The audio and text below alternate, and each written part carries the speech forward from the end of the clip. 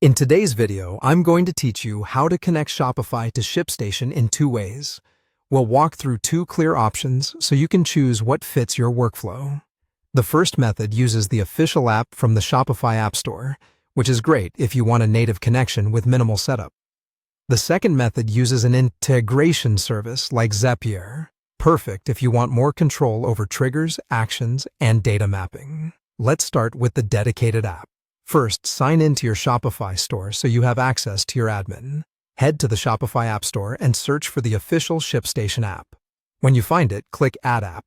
Shopify will walk you through installing it and connecting your existing ShipStation account.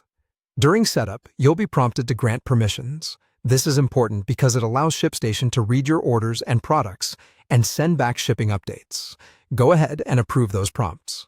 After that, follow the remaining on-screen steps to configure the integration and sync your products. Depending on the size of your catalog, the initial sync may take a moment. Once it's done, your products will be aligned between Shopify and ShipStation, and new orders can flow into ShipStation for fulfillment. Now, let's look at the integration service route using a tool like Zapier.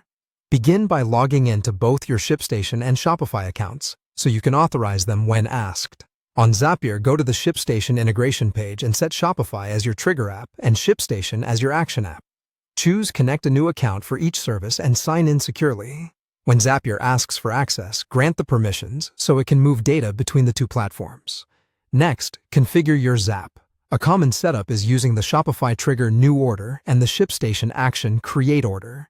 This means that when a new order is placed in Shopify, Zapier will automatically create a matching order in ShipStation. You'll then map the fields to ensure all the right details transfer over, things like order number, customer name, shipping address, line items, SKUs, and totals.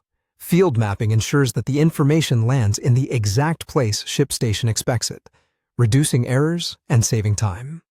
When your mapping looks good, turn on the Zap. From that point on, the automation runs in the background and keeps your shipping workflow moving without manual effort. That's it. Use the official app for a straightforward native connection, or go with Zapier if you need fine-grained control over triggers and data mapping. Either way, you'll have orders flowing into ShipStation and ready to ship.